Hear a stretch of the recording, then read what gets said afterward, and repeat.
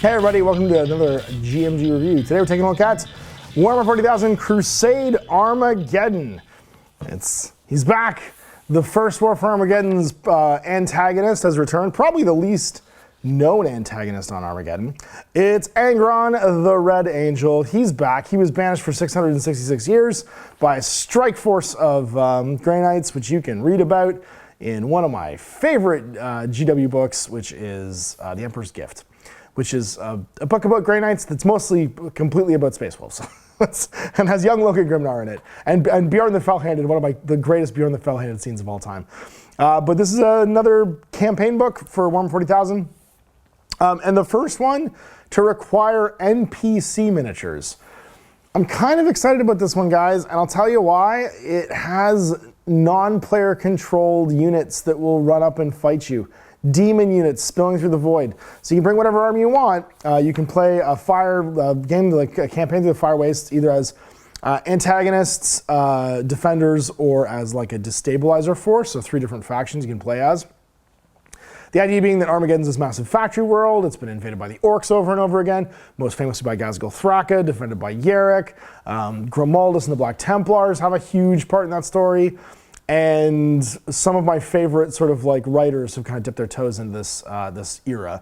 But the only one really about the first war, the one that's before, where the Space Wolves very nearly get kicked out of the Imperium for defending a bunch of Imperial army units that are responsible for banishing Angron and his invasion of Armageddon. Because Armageddon, if you don't know, in Horus Heresy terms, is Ulanor.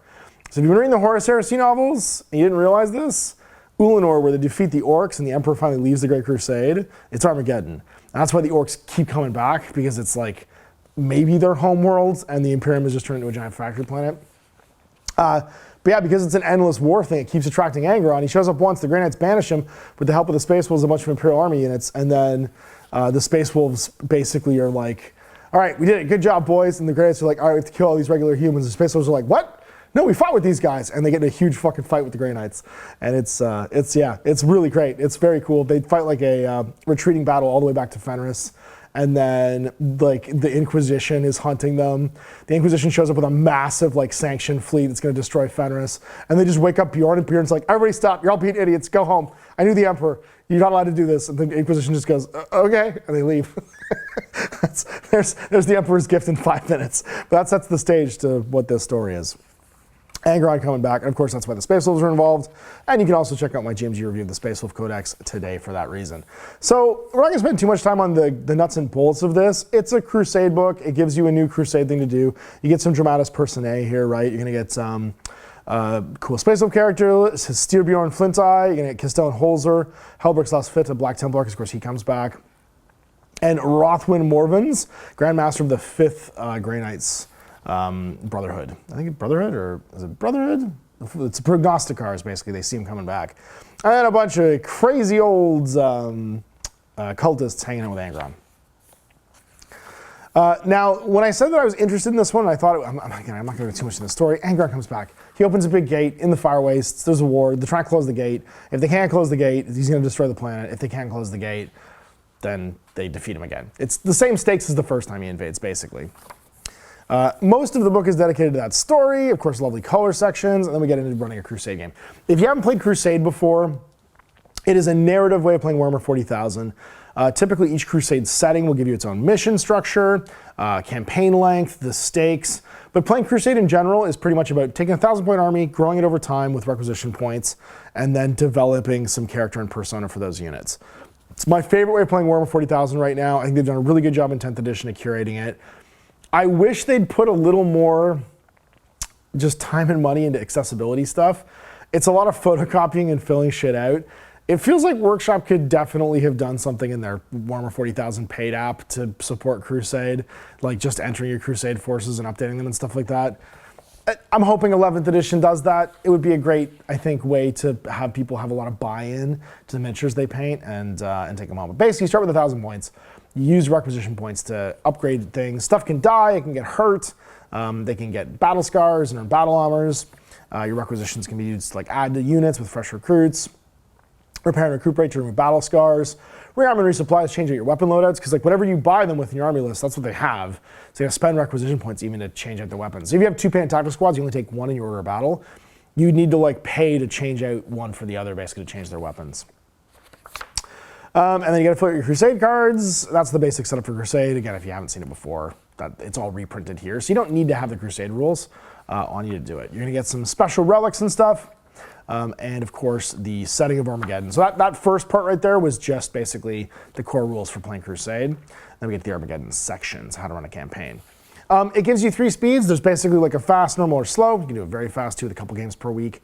And mostly, if you have 2 players, you probably want to do either the fast or very fast mode, just so the story moves on. And everything happens in phases, but they're laddered. So stabilizing the front's the first one. The Imperium arrives, and/or the demons and the Chaos units spill over on the other side of the gate. They try and stabilize the front. However it goes, you go up or down. So either reclaim the Lost Hives or strengthen the Imperial line. Then it's raise the monoliths, lighten the dark, and then finally shatter the Red Angel's Gate is the final conclusion. So the story is always pushing narratively through the 4 campaign phases to have this last stand at the gate. The Desecrators have their own. And what this does is it's bonuses and sort of like penalties for how the games go. So like they have Planetfall, Vile Rituals, Corrupt the Wastes, Feed the Storm, the Dark Gods Demand, then Warp Made Manifest, try and get Angron to like stabilize on the planet. And then finally the Marauders, these are the ones who are like the destabilizers. Drawn to the fight, Forgotten Relics, they're looting the planet basically while this is happening. Escalation, Decapitation, Bloody but Unbound, then Endless War. They're trying to keep the fight going as long as possible so they can loot and get home. Different badges you can get for how you achieve your objectives over the course of the campaign, and then battle traits, right, for the different types of units that are sort of keyed to like the war zone that we're in. Cool relics that are available on this planet. So what's nice about it, if you take an army through multiple campaigns, and you can do that, so you could play, if you've been playing since the beginning of 10th edition, and shout out in the comments you've done this, because that's a real like cool accomplishment.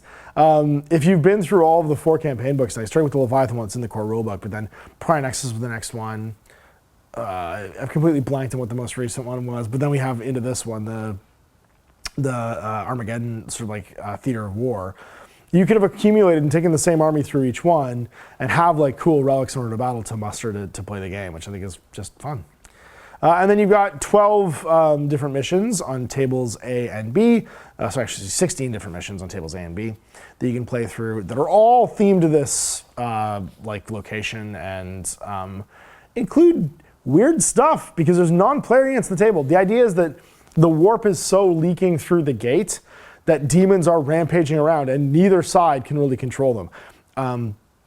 Stabilizing the gate is what Angron's trying to do to make basically the demonic forces come under his command, and the Imperium is just trying to like survive basically while all this stuff's fighting them. And that's where we have hellscapes. And the hellscapes are the various, they'll usually be pre-coded, you can randomly generate them as well, but they'll be pre-coded to a mission.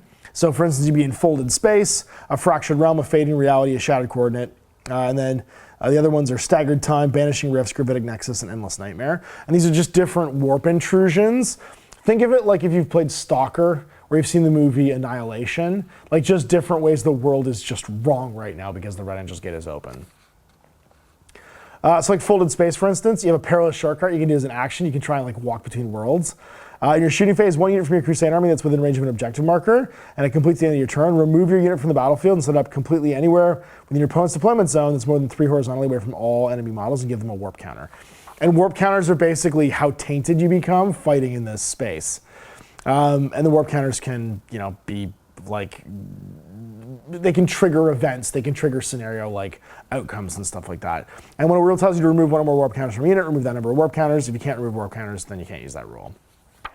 Because some armies can spend them for stuff too. You get Crazy Anomalies. This is the most like rogue tradery, I think, book they've done in a while. Lost in Confusion, starting with the attacker, each player selects 1 unit from their Crusade army on the battlefield that has 1 or more warp counters. Until the next time anomalies will be generated, that unit's not eligible to shoot, because you just get lost, I don't know what's going on. Penetrating Sight, until the next anomalies would be generated. For each unit with 1 or more warp counters, ranged weapons have ignore cover.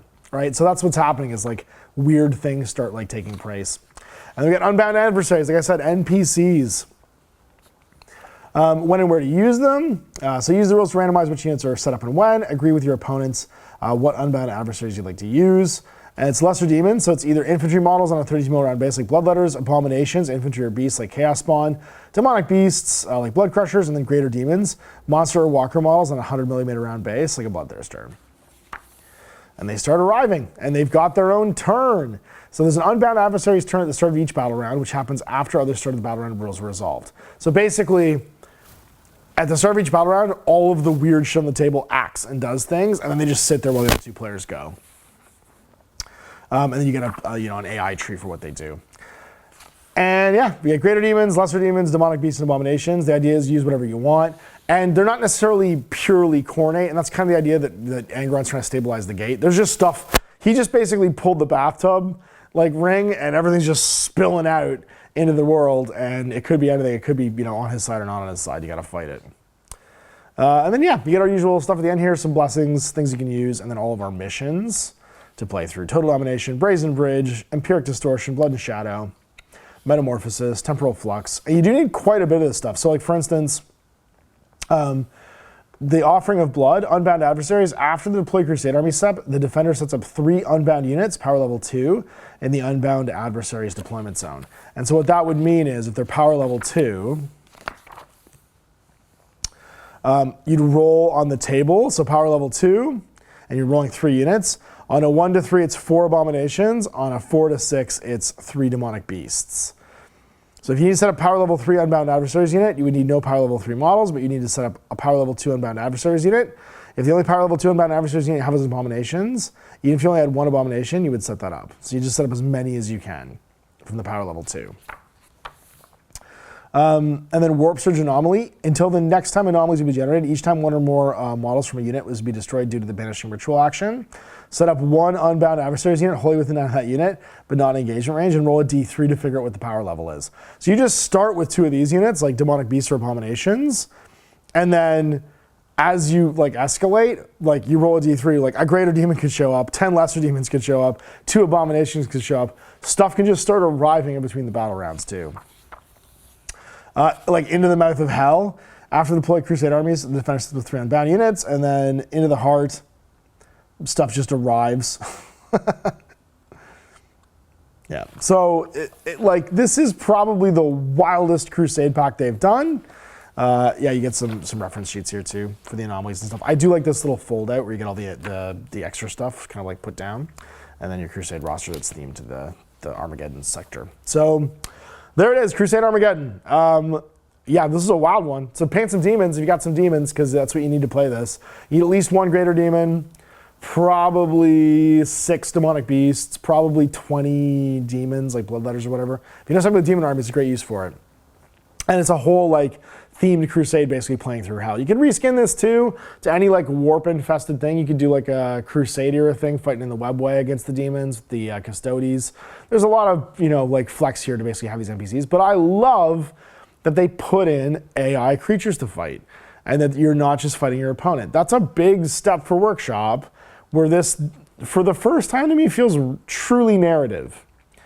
The last 2 expansions have been more just yeah, you've got cool secondaries you do, because agendas are just secondary objectives. You have cool extra ways of running experience, and it's just kind of playing within the confines of the, hold 1, hold 2, hold more, stand in circles, push buttons, 40K that's kind of become so popular over the last 10 years. This just throws that out the window and goes nah, we're throwing in crazy staggered deployments, and we're throwing in AI miniatures, and we're throwing in just bananas stuff. So more of this, please. This is what I think these books should have always been. And seeing the Games Workshop design team push in that direction, I think it's creatively important, and I hope that it keeps happening. Because without this, this alternative offer to that sort of I'm gonna use the word sterile, but fair and balanced way of playing 40K, there isn't really another cultural side to the game, and the game becomes very sort of mono-presenting in the way that you're supposed to play it. Love to see this played. I don't have any demon miniatures painted, but I can definitely paint some up. And yeah, you'll probably see it on the table eventually, because I would love to play through this. I was immediately well, let's just play a Crusade game. You'll see a game today. I did the Incursion mission pack though, because I was oh my God, there's so much prep to this. I don't have all these miniatures I need to paint. But yeah, you'll see this in the future because this is a fun one. I like the idea of playing through like in hell. That's a neat way of doing it, and it's like one of my favorite settings. And it goes in with the space wolves and stuff too, which they're on Armageddon basically fighting against the demons the first time around, so they're back to do it again.